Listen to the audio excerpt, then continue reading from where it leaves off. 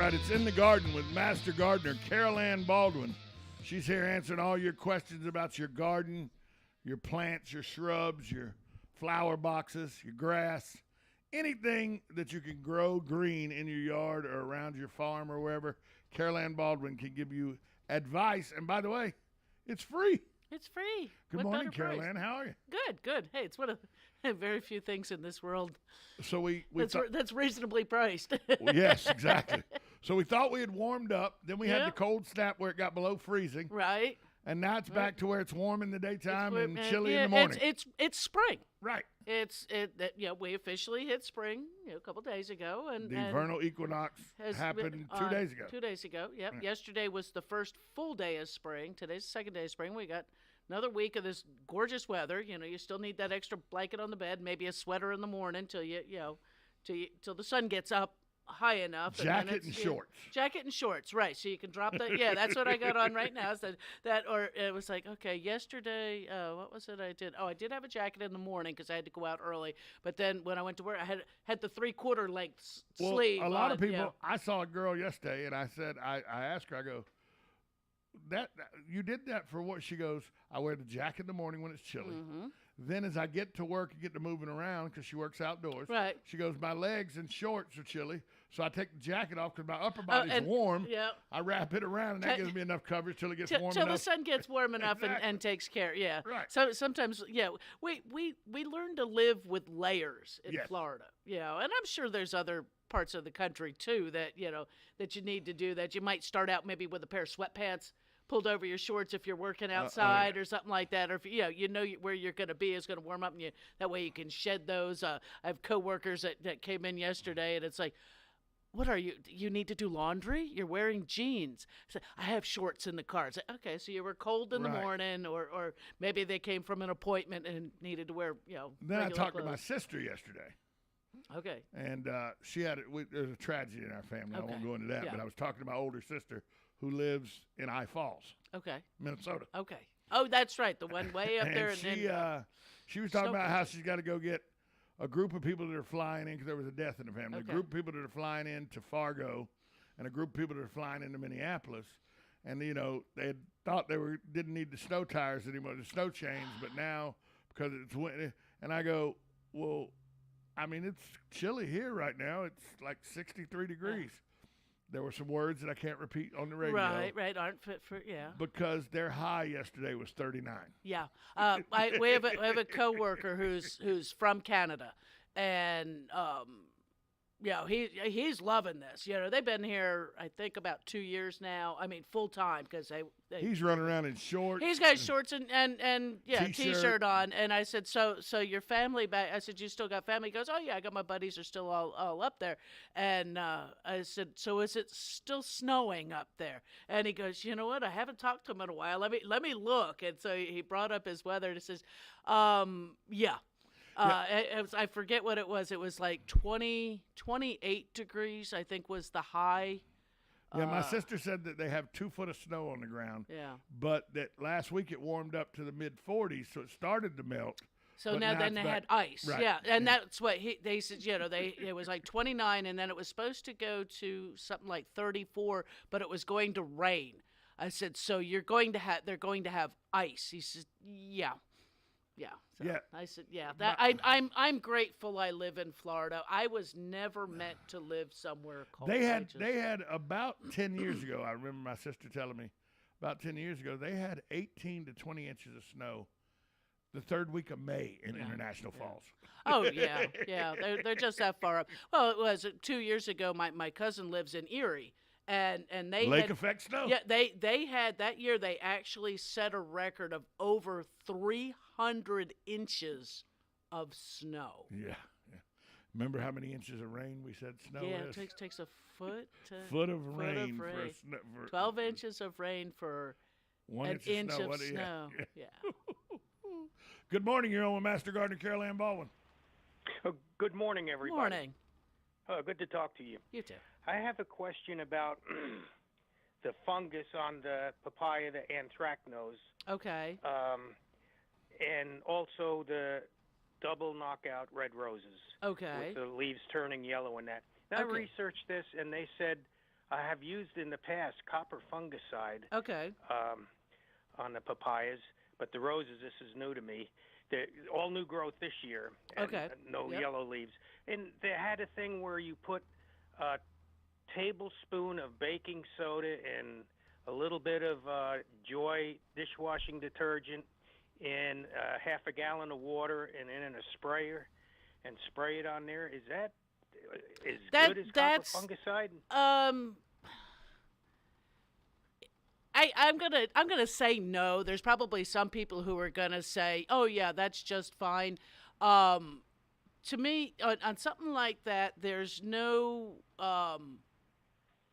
set type of thing where if you use a copper fungicide, you have a set of instructions that tell you how often to apply, when to apply based upon flowering and things like that, how many times a year you should apply. Something like the baking soda and things like that, though, that's, nice remedy out of the kitchen. If, to me, in a pinch, that you could do that, well, it's like, oh, I've got to do something now because I can't get to the store for 2-3 days, and go ahead and treat. But I still am I prefer something that is commercially manufactured kind of thing that, bottled, I guess I should say, because it gives you better instructions on how to use it. And I actually really like the systemics on roses.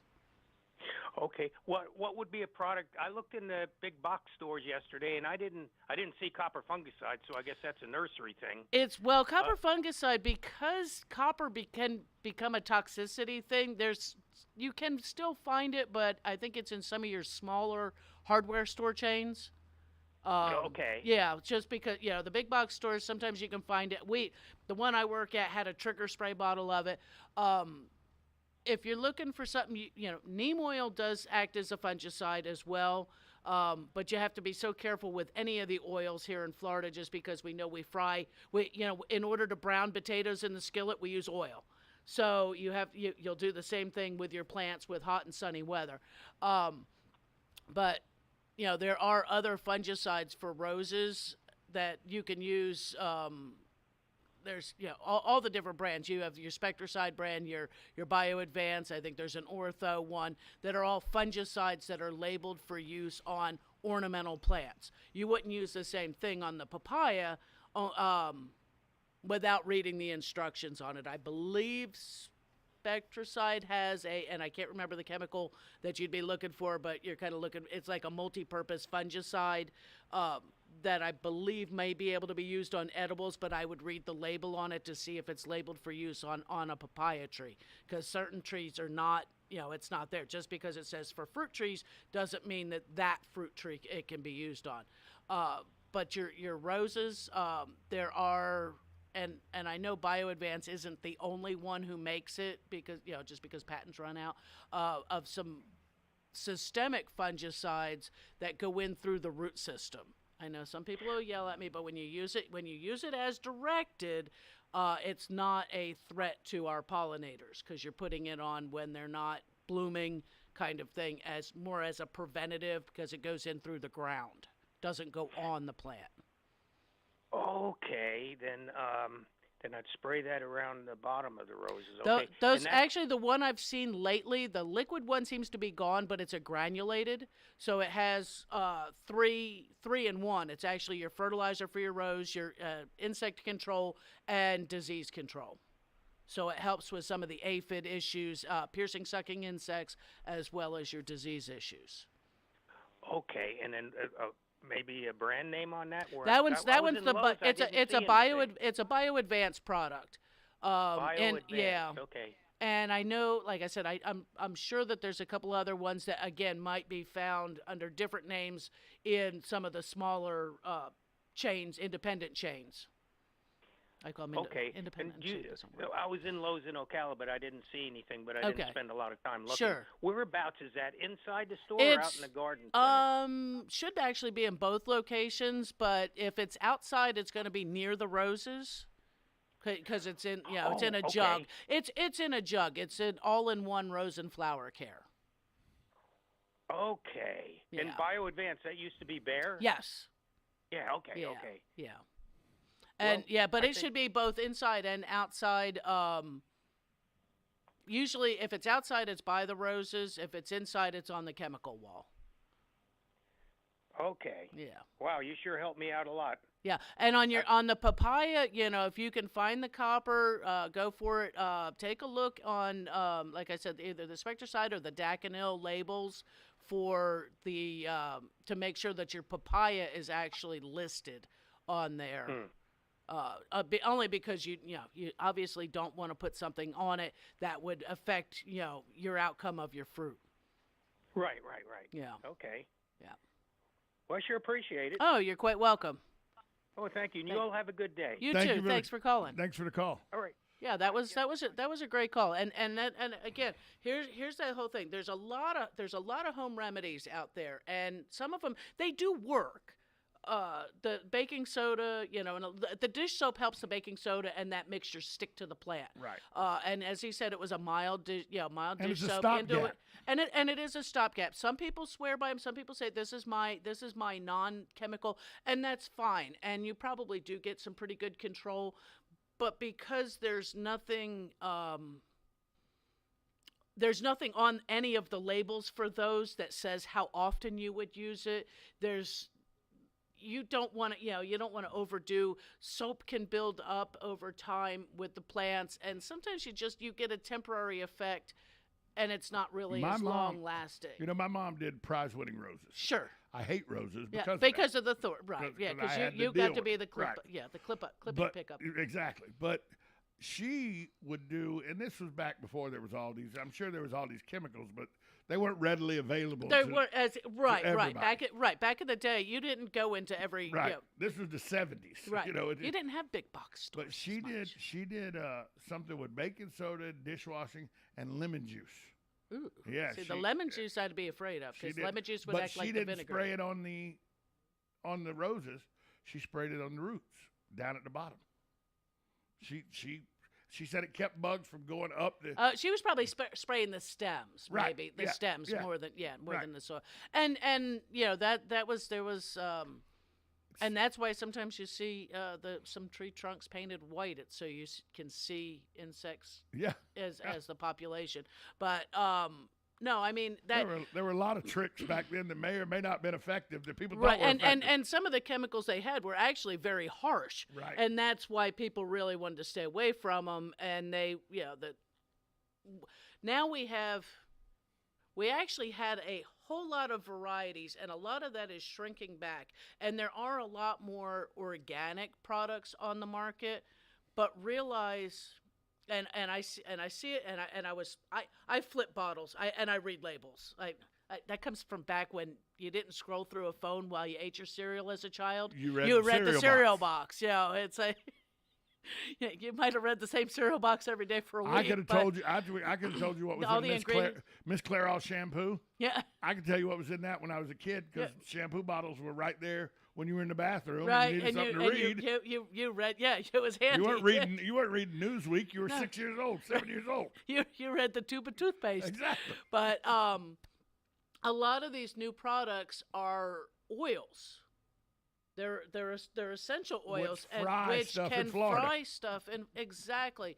And then we have to be careful too if we're looking at if you're going to use, say, a sulfur-based fungicide, and oil sprays don't mix. They actually can be very detrimental to your plants within quite a long period of time. If you're using one, you can't use the other for about 30 days.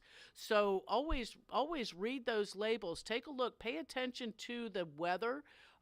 Even organic stuff, we don't want to put it on if it's going to rain because we don't want it to wash away. But we need to use some of those oil-based type products in the evening hours. Even with it being cool, we have had fantastic sunshine, and we all know sun and oil causes brownness, and we don't want. We used to lay out in the Baby backyard, oil. baby oil in the 70s, sit out in the backyard and get a nice tan. Well, that was browning of the. What is this big spot that I have that looks like an island on my arm? Yeah. That's not melanoma. Don't worry about it. Keep moving. Okay, keep going. Yeah, that was from the baby oil. Yeah. I'm surprised more of us don't have melanoma That's from the way we put baby oil on in the 70s. Oh yeah. Oh yeah. That and Hawaiian Tropic that had no SPF. It was just It was coconut- dark tanning oil. It was coconut It was oil. coconut yeah, it oil. smelled good. It smelled good. Yeah, you knew you were at the beach when you. Oh, And actually, you could have cooked with it. You just didn't know it at that time. Exactly. Well, I think it had some additives, some It did. perfumes that you wouldn't have it wanted did, to. but it was coconut oil. Exactly. And so, but if you put the oil-based stuff on some of these flowers in Florida, Right. they'll just burn up. They will. And another thing too is if you have any food allergies, you need to be careful as well, because I was reading one of them and I only know that this is something you can be allergic to is because a friend of my daughter's is allergic to cinnamon. I had no idea you could be allergic to cinnamon. I had no idea either. I have a cinnamon swirl biscotti bread in my lunch and bag and if you drink, I think it's Coke, Pepsi, Dr. Pepper, all of those actually have cinnamon in them. A lot of these products have cinnamon oil in it. So, they're using clove oil, cinnamon oil, mints, things like that are strongly scented, which I'm not sure if they act as repellents as well. Right. But again, please, watch, or if somebody suddenly has a rash after, you've sprayed and then you've touched some of these plants, like say later in the day, and next thing you know, you have an itchy spot or something like that. Maybe pay attention to that. That it's something innocuous that normally you would not have been itching at. You brought up something that I don't think a lot of people think about. Right. When they grab, like he specifically asked about a papaya tree. Yes. When people grab, hey, I need a fungicide for my fruit trees. Right. No, you need a fungicide for your papaya trees. Right. So, here's fruit trees fungicide. You bring up a very good point. Read the back of Check- it to make check sure that label. Yeah. it's going to do the job on Right. the tree you Right. need it to do the job on. Right. There's a systemic. I'm trying to think if that one actually lists figs or if that was a different one that the man had actually used and then came in later to ask the question. Ask the question before you apply the product. If you're not sure, I will gladly read a label with you. If you can't see it, I'll go find a pair of cheaters if I have to, take a picture of the label and with your phone, and then you can expand it and be able to see it, because they don't give you a large print They're page. itty bitty. Yeah, it's itty And bitty. now with the books where you have to remove the You gotta sticky fi- book yeah. and the book's like a postage stamp. Yeah. Oh my goodness. Yeah, you have to, and see with some of those, if I know what it my product and what I'm using it on, and the mixing ratio, because sometimes those books then get wet, and By the then you way, can't reuse them. I write it right on the bottle. I found that you can go to Bioadvance, their Yeah. website, Yes. and most of the book, maybe all of the books, you can look up a certain spray or something, Right, and the book is there. You can actually look up the MSDS, it's the manufacturer's safety and data sheets online. Yeah. For anything out there. And then they're big enough to And read then easily. You can, sometimes. But you can expand those and find out, or if you don't have the booklet, say you bought a product last year and somehow or another the label's gotten damaged. Call the manufacturer. Call who it is. It's an ortho product. It's Call a that bio. customer service number. Call that customer service number. They will get you in the right direction on your proper mixing instructions. Don't go, wow, I think it was 3 tablespoons when actually it was only 3 teaspoons. Don't guess. Yeah, because 3 tablespoons is 9 teaspoons. Right, and you don't want to overdo it. So use that. It's a resource. There's an 800 number on those products on purpose. Yeah, it's not just for poison control. Right, it's not. It's not. Although poison control is sometimes a big part of it. Exactly. Wonder what this tastes like. Yeah. Says it's lemon fresh. Yeah, but no, please don't. Wonder what strychnine, does that have a taste? Yeah. I think that. No, I'll leave that. No, leave it alone. But no, read your labels. If it's listing, if it shows fruits and things like that on there, and the funny thing is some of these will have identical ingredients, but the labels are different because they bottled them separately, that they're labeled. This one here is labeled. Even it's the same ingredients, but it will list. So if you're getting the one for the for your tomatoes and stuff, it's going to have on that label the pre-harvest interval, PHI. Sometimes you'll see as a acronym on there, or how often you can use.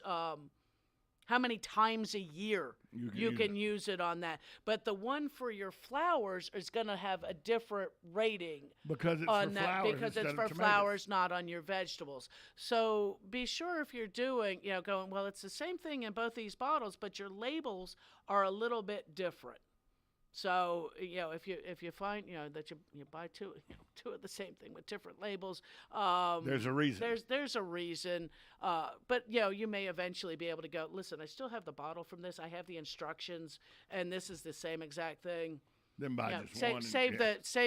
Save your instructions for the one for how often you need to use it, and use. I know everybody says I'm not that old, but yes, I still have a paper calendar on the wall. Mm-hmm. I like my paper calendar. I can be in my kitchen. I can turn and look at it. I don't have to find my phone or pick up my phone and go to the calendar app and find out what I wrote down 2 weeks ago for when I need to do something. It's right there on the calendar I can go ahead and spray again or fertilize the next time. You can jot it down because you can come in advance, and that way when you turn that calendar page over, there it is. And I also have a couple paper menus from places.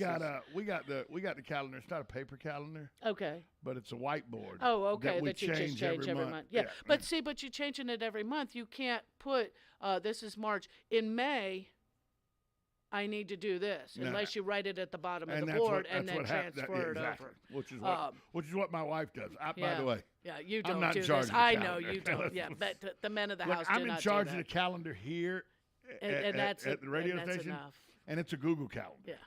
There's no paper calendar. There's no whiteboard. It's a Google calendar. And right now, one of the issues is one of our people can't access that Google calendar. Oh. And I'm like, I'm working on it, but well, let's go to a paper calendar. Nope, not going to do it. Google Calendar. I'll figure out how to get it to you. I was going to say, or here, I will send it to you. Because I can fix the Google Calendar from my phone. Right. I can't fix Anywhere. your paper calendar. I can't fix the paper calendar unless it's in my hand. Right. Exactly. And but no, I mean, that's, even these, I have notepads even, they make, especially back to school time is great to pick these things up. The little yellow. It looks like a yellow legal sheet. Well, it's not even. The one I get is actually a little bit smaller. It's a little bit. What is this one here? 4x6. That's a 4x6. Okay, the one I have that's actually, I think it might be like a 5x7 notebook. Right. It's not quite a one subject notebook, but it is. Has a pocket in the front of it, so I can put tags. And I can make notes. It's almost like a journal. Yeah, exactly, almost like a journal. Has tear out pages if I want it, spiral bound, so you can flip it back. Makes great garden journals. And you can get one, you could get two different ones. One's for your flower beds, one's for your vegetable garden, or you can get smaller ones if you wanted. But I think little ones, you just don't have enough room on the page. The little tiny flip up pocket size, the little 3x5. Kind of things, just those are too little. You're not in the 21st century, Carolyn. Oh, I know. It's I am, but I like to have it written. I like a pen. We got to take a break. Yep. We'll be back. This is Time Out. You're listening to In the Garden with Master Gardener Caroline Baldwin on 1370 AM, 96.3 FM, WOCA, The Source. Broadcasting from the Ocala International Airport, this is WOCA AM, W242CA FM, Ocala, 1370 AM, 96.3 FM, The Source. USA Radio News with Lance Pry. President Putin claims President Biden's war criminal tag may have permanently ended U.S.-Russian relations. Pentagon spokesman John Kirby on Fox News Tuesday says Putin brought this on himself. Russia's the aggressor here, and I think we have seen here at the Pentagon, we certainly seen clear evidence that the Russian military is conducting war crimes. We think it's important for the investigative process to continue. We're going to contribute to that, but obviously relations with Russia are not at a premium, nor should they be. The Biden administration on Monday imposed travel bans on Chinese officials whom it accuses of repressing Uyghur Muslims, as well as other ethnic and religious minorities. The State Department is barring the officials from traveling here because of their involvement in repressive acts. The department did not name the officials that would be banned. For more information, visit us online at usaradio.com. USA Radio News. Water. It's essential to life, but it's also something that so many of us here in America take for granted. Imagine how different your life would be without access to clean water in your home. What if you had to walk to the nearest creek, stream, lake, or pond to get water?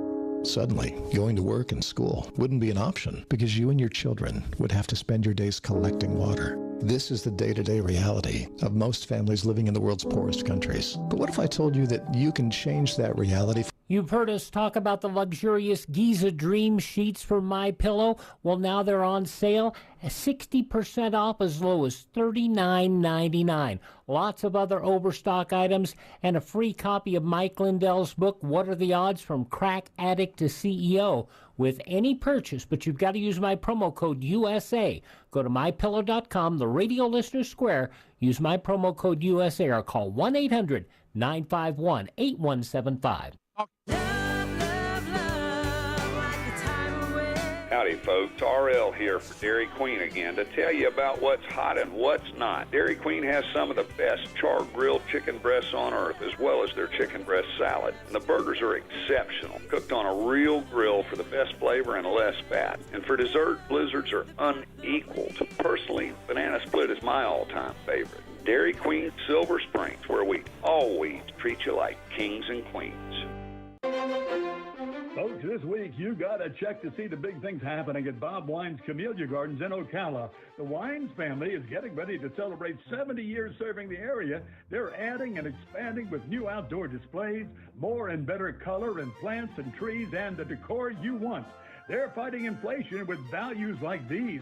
A truckload fruit sale starting with blueberries at 2 for $14. All the way up to avocado trees, just $169, and practically every fruit in between. They've got tons of citrus with small-sized bushes starting at just $24.99. Check this week's ad at bobwinescamelliagardens.net, then come see for yourself.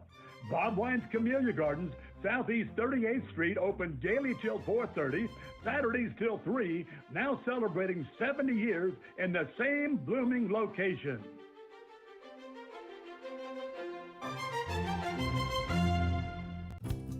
Don't miss the new Ocala Home Show this weekend, March 26th and 27th at the World Equestrian Center. See everything for in and around your home. Kitchens, baths, windows, doors, pools, spas, solar, landscape, and more. Cooking seminars all weekend. Meet the area's elite contractors. Hundreds of new products, thousands of great ideas. Free admission and parking. The Ocala Home Show, 2 days only, this Saturday and Sunday at the World Equestrian Center. Free admission.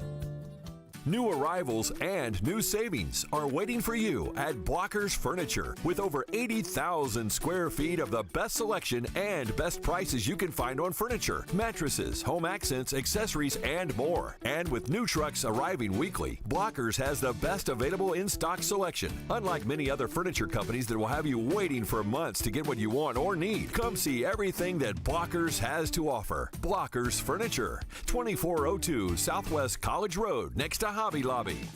You're getting ready to move and you work hard. That's why you call Two Men in a Truck, 352-289-0666. You need pros. Trained professional moving experts to do the heavy lifting for you. That's why you call Two Men in a Truck, 352-289-0666. They care about your things as much as you do, and they do it fast and right. That's why you call Two Men in a Truck, 352-289-0666. Visit twomeninatruck.com and get moving. Two Men in a Truck.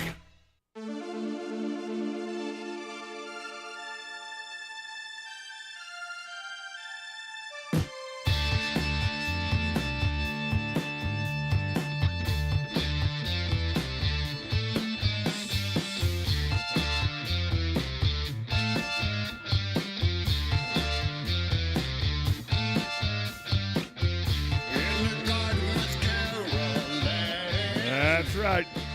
It's in the garden with Master Gardener Carol Ann Baldwin. She's taking all your questions. 622-9622 is the number to call. 622-9622 is the number to call. Carol Ann, I have to, before we get back into some people on the Facebook page and everything, I got to, because I would get in trouble if I didn't ask. First off, I showed you a couple pictures during the break. Right. It's a plant that the winter wreaked a little havoc on. It's hurting. It's green but it's coming back up. It's coming back up. Yep, coming back. The question is, first off, what kind of plant is it? Yeah, it's a trinnet, variegated arboricola. If you say so. Okay. Yeah. It is one of my wife's favorite plants. Okay. And she says can it in the state it's in be put in the ground? It can. Yeah, and I would go ahead and plant it. It's it's in a pretty decent sized pot. It looks like, so it's got a decent root zone. Just like with anything else, when you pull it out of there, work the roots out a little bit. You might add some good compost into the soil or something like that in order to give it a good start. Good time to do it is now because we're warming up. It'll give it a chance to get well established before next winter. And as you saw, it did take a hit from the cold, but came back even though it was in a pot. Right. So they are hardy enough that though they get damaged, they come back. Is it a shrub type plant or is it a shrub. a tree? It's a shrub. It's a shrub. And you can kind of keep it shaped a little bit. It's got cool leaves because the leaves are vibrant yellow in the middle, and as it goes out on the leaf, it goes to green. Yeah, and so that's your variegated. Right. So that's it's an arboricola. Variegated is would be the variety, also known as AKA Trinnet. Okay. And because sometimes you'll get like a couple shades of green to it as well, and they're nice looking plants. We actually sell a lot of them.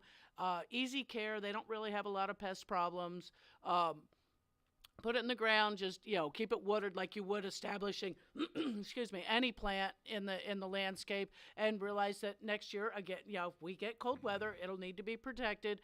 But it should come back if it got hit again because it's a hardy enough plant. And where we're going to put it, where we probably put it, will be a little under an awning, a little bit protected because it's not going to be where it's sitting now. It sits in the shade half the day, and it's in the sun half part the of the day. Right. Yep. So. Yeah. So it sounds like a good location. So yes. Yes, Susan, you can put it in the ground. Put it in the ground, and then keep it watered like establishing any other plant. Give it several weeks before you put any fertilizer, and just a general purpose. And if you've added, if you add some compost, you might not even need to do that. But I'd probably at some point in about a month or two throw it a handful or so of just a general purpose fertilizer, and that get it a good healthy start. And then nothing until fall, and then just another handful. But I too had a message. It came through on the Facebook page from this morning's reminder for the show, and Miss Gareth was wondering whether or not we had gotten in any of the dinner plate hibiscus, that hers had died, and I'm wondering if she's meaning like the Luna, like the perennial hibiscus. Those do get hit every year. And that's what they're meant to do. They're meant to die back, and they die back to the ground. And those you can cut right back to, say, just a couple inches off the ground, and those come back up from the root system, the ones that are called Luna or a perennial hibiscus, and that's exactly what they do. The other ones that might have just been the tropical hibiscus, they should be coming back if they got hit by the cold at this point as well, because we've been. Now hibiscus are the big red flowers. They're usually with the reds gold or flutes, yellows. with the gold flutes that come out. Yeah. I had out at the lake, where my ex-wife lives down at the house. We had a 8-foot hibiscus tree. Yes. That would bloom. Yeah. But it was in where they needed to put, when we had the house built, it was where they needed to put a power pole. Oh. So we had them dig it up and put it in a new area. Right. It suffered for 6-7 months in that new area. Yeah. Till it got established. And then it came back perfect. Yeah. You thought that there was numerous times I was like, we just need to dig it out and throw it away. Yeah, it's gone. And she called our friend Maxine. Right. Who is a master gardener. Yep. And Max goes, no. Just let it be. Let it be. Let it be. Keep it moist. Keep it watered. Yeah. Keep it so it's it's going to be fine. Right. And I was like, Max, we need to dig it up and put it on the fire. Just give it time. It's garbage. She was like, no. Give it time. No. And sure enough, 8 months later, boom. Yeah. Full hibiscus. Right. Boom, right. And today it's like 12 foot tall. Right. And now is it the tropical hibiscus with the brighter green leaves? Oh, yeah, with the bright green leaves and the big red flowers. So the stuff you see down South Florida. Because there's actually some native hibiscus. You'll find them in like the swamp. They call it swamp hibiscus and that. And those are perennial hibiscus. They die back every year, but they come Kind of like back. elephant ears. Right. Elephant They ears just, die yeah, back. you can't kill. Yeah, and you can't kill either. Of You them. got to You like, got to try. at the creek that runs across number 4 Oh at Muni. yeah. The elephant ears in July and August will be And- 6 foot tall. And they help. And right now they they're help gone. water control, and they help Yeah. water control because they will take up that excessive waters when we get the heavy rains in that. So that's. But now they're gone because they froze. And they should- didn't. yeah, they're I asked the probably coming back, greenskeeper. yeah. I go, "Did you cut those back?" He goes, "No, I didn't cut them back." They just mowed over what was left. No, they oh. left it in the creek bed. Oh, okay. And it fell, and Yep. eventually it broke Rotted- off, rot- but rotted rotted out, off, yep. and now it's coming back. And Yep. they're about a foot tall. Yeah, they're popping up out of the They'll be ground. 5 and they'll be, foot, they'll 6 be foot gorgeous. tall. They'll Yeah. be gorgeous. And I mean, put them in the right place, and they really are. Those were one of the things. My daughter, as a young girl, she loved. Elephant I called ears. them. We called them fairy umbrellas. Well, same thing. Because we would take, she'd get, because we'd maybe a light rain kind of thing. Go cut one off, and she'd have As an her umbrella. umbrella, Yeah. and it was just something fun in the garden with. And it with worked children. perfectly as an And umbrella. especially for small children. Yeah. So it's they're good, and I mean I don't mind them, and I actually prefer those over ferns any day. Yeah. I mean I have my rabbit's foot fern, but that's planted in a cocoa liner basket. Are those elephant ears though technically weeds? Yes. That's what I thought. I mean, even though They're we technically plant them, weeds. they are here because they do multiply, and they can get out of control. I don't know if they're considered invasive. I'd have to really look it up, But they are weed. But they can be weedy. Right. Anytime, and of course there's all kinds of different ones. You have your alocasias and your colocaceas, which I always have to double check to remember which one's which, and it's how the stem placement is on the leaf is how you tell them apart.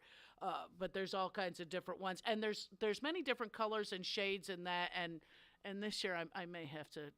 I want them again. And 622-9622 is the number to call, or you can reach out on the Facebook in the garden In page. the garden group page, Ask yep. questions. We monitor that as well Yes, during the show. Yep, So during the show, and as well as during the week too. So if you have a question, I do take a look. It does come up.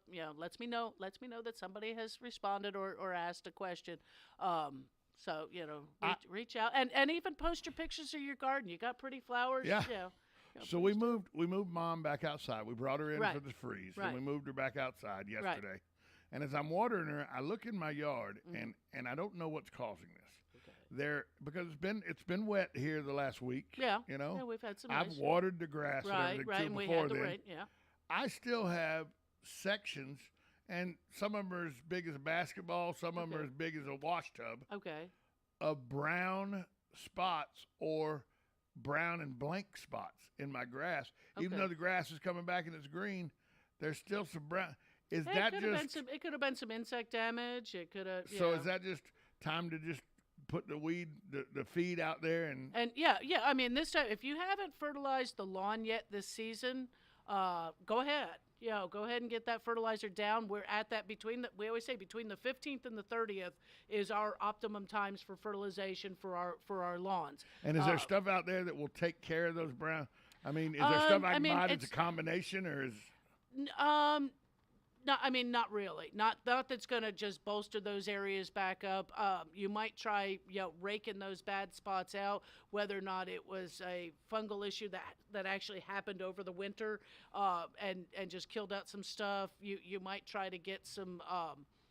I don't do topsoil only because topsoil you could bring weeds in, but something like the black velvet or one of the lawn soil products, and I always say rake out those bad patches, and like plastering a hole in the patching a hole in the plaster.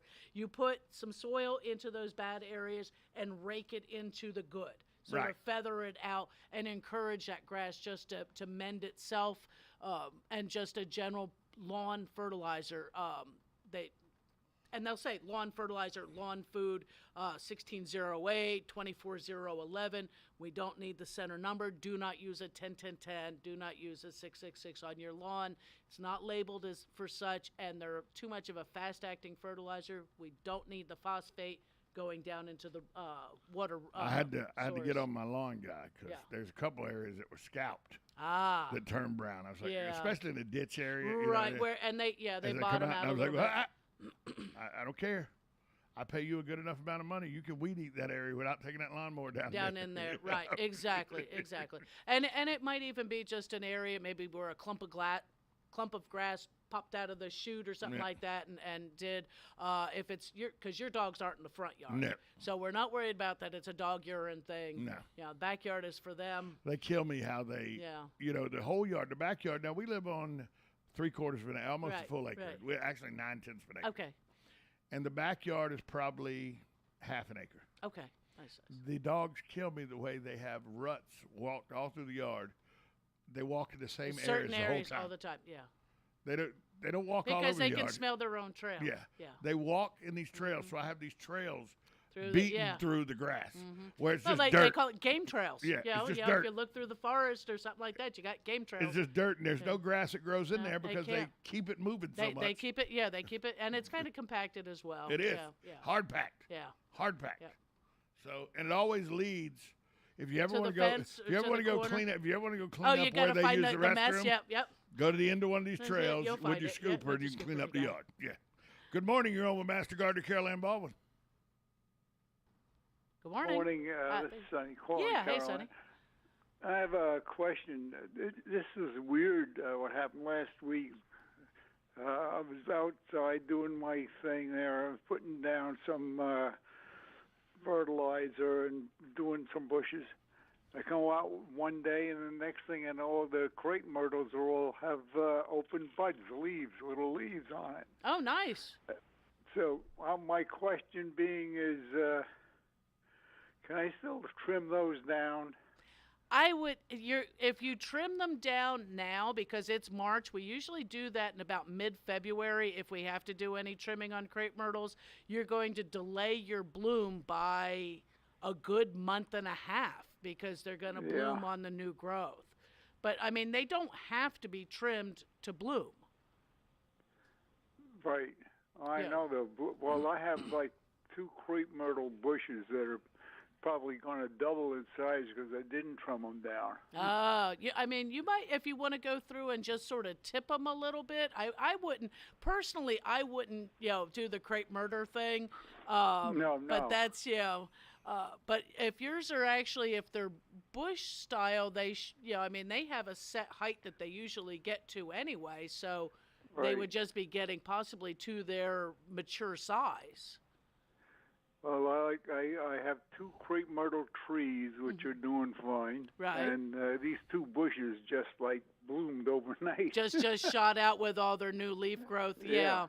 Like I said, if you trim them now, you're going to push your blooming off by several weeks. So if you can stand it that they're going to grow this year, I would let them go, or sacrifice your early bloom part. Well, another quick question here is, I came across a batch of this Miracle Grow. Mm-hmm. So I've been putting that around a little bit. Is that won't hurt anything, will it? Just like the stuff we mix up in the watering can. Yeah. Yeah, I mean it won't hurt anything. It's just not a long-lasting fertilizer.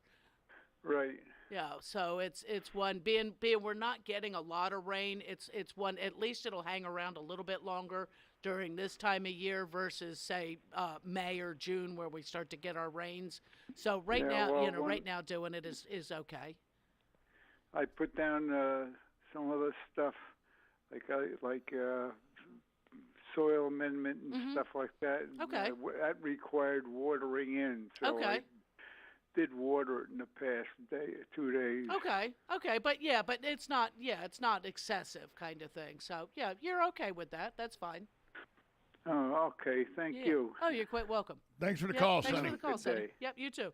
And actually at this time of year that sometimes we put down something like a 666 or 10-10-10 fertilizer, and we don't water it in right away, or it's going to take a little bit longer for it to kick up. And I've known people who've actually taken and gone through and hit everything with a light treatment of something like a liquid, like a Miracle Grow type fertilizer, that's really not going to do too much to over fertilize, so you don't, as long as you don't get carried away on one or the other of don't them. pour a gallon on each plant. Don't put, right. If you've got one of those like garden feeder kind of things, that it usually, excuse me, I got a frog in my throat. I like the little indivial tubes of Miracle Grow. That you just, here's a shot. Exactly. Here's a shooter, like shooter doing a of shot. Miracle Exactly. Grow. Yeah, shooter of Miracle Grow. But say the garden feeder where you dump the packet of stuff in there and it mixes with the water, that feeds for like 15 minutes. So if you've fertilized everything and you're doing this as a foliar feed, that's not going to overdo it. It's going to give everything a quick boost. You'll probably be pruning rather soon because you're going to see a whole lot of flush of new growth. So, double doing. So, Sonny asked about the Crepe Myrtle specifically. Once Crepe Myrtle start to show budding and blooming, really the best thing to do is wait till next year. It's just leave them. I mean, as they finish some of their flowering, snipping, those spent flowers off, and that will help to force a secondary, and tertiary bloom time for you, so you can kind of extend or more quickly bring on some more bloom. If there's any side shoots on, say he said he had some tree ones of taking off those water sprouts in order to keep them as trees, that's fine. But now that they're beginning to leaf out, I'd probably leave them alone. Again, because we usually do that pruning mid-February. Here we are at the end of March. So we're looking at a 6-week period that we've already missed. Good morning, you're on with Master Gardener Caroline Baldwin. Good morning. Hello. Good morning. Good morning. You're on with Master Gardener Caroline Baldwin. Okay, I Maybe guess not. Maybe not. Try again. They're there. Try again, caller. Yeah. We got a couple minutes left. Yeah, they were there, but they, maybe I don't know. Maybe they lost their. I didn't hear the telltale boop. Yeah, or somebody's radio in the background. Yeah. Well, usually. If it's a spam call, you hear boop. Oh, okay. And then it opens up to some like massive room where you can hear everybody in the background and everything. Right. Well, I didn't hear that, so I didn't think it was a spam call. No, so who knows? But of course, the spam caller people may have been listening and needed some gardening had a tips. question. Yeah, exactly. You got the radio in the background. You have gotten me in the year, little few months we've been doing this, that I've been doing the morning show, and you've been here with me, is now right around town, and I hadn't told you this, but you look at flowers, you spot flowers. Last 2 or 3 weeks, I've been going, well, they murdered their crepe myrtles. Yeah. Their crepe myrtles. They murdered their crepe myrtles. Because you go around and you drive down. And you down, can tell the commercial landscape companies. You drive down 5th. Oh, yeah. The historic district. Yeah. And there's a lot of crepe myrtle. Yeah. You go by any commercial spot. All the commercial stuff is crepe done. myrtles. Right. All the commercial stuff is done. and that's on the roadways as well, probably down 25th Avenue. They probably have been done. They have. And part of the They're ones on the now. roadways is a DOT requirement. Right. They have to be maintained to certain levels high. So because of power lines and stuff, and sight lines. Power lines and sight lines is the biggest thing. So shrubs cannot get any taller than certain heights, and if it's a tree, you have to be able to have the lower limbs a certain height so that it's so you can see stop signs and everything, and oncoming traffic. But it's like, I have a neighbor in my neighborhood who has crepe myrtles along a chain link fence, and yes, they height them all to one height, and it's I think they've actually eased off on some of that, so either they listen to the show or they've talked to Master Gardeners. Well, they hadn't done it at the golf course, and this is right. You say they do third theirs year. every like 3 or 4 years, 4 or 5 years. But by the time they do them, they're massive. Right. They almost look like weeping willows. They're so and massive. That they have to, they bring them down so that the flowers can be seen too. Because I mean, golf courses are landscaped for the beauty as well. But when they cut them back, they cut them back. Yes. They go from with the last time they cut them back, they made them all like 8-foot trees. Right. And now that 3 years later, they're back to 12, 15 feet tall. Yeah. So they'll cut them back to about 8 feet again right. soon. And I say they hadn't cut them back. I hadn't been to the golf course in over a month, so they may have cut them They back. may have they may have done them last. Yeah, they might have done them last month. But yeah, this time of year we're starting to prune. We're starting to shape things up because new growth is occurring. Realizing as you fertilize, you're going to encourage new growth, and that's a good thing. Hedges and things like that. When you're pruning those, always remember that where it's facing, you need light as that sun comes down and hits the front of that hedge. You want as much light hitting as much foliage as possible. Right. So, and you don't have to do this drastic, but the top of the hedge should be slightly narrower, more narrow, I guess is the proper grammar, than the bottom. So say your hedge is 3 feet across at the top.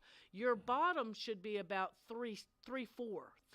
So at a slight angle to that, to where you get more sun. Otherwise, if you're straight up and down, it's hitting just really that top corner. Mm-hmm. And that's when you start to find the bottom dying out. Yeah, when you start to see the thinness down in the bottom because the sunlight's not hitting down there. Or when you see rounded off bushes, they shouldn't be round like a ball to a stem unless you're looking for a topiary, which will eventually have a stalk on it. It should be rounded to the ground, down to the ground. I worked for a landscape company when I was in my early 20s, when I was in college. Mm-hmm.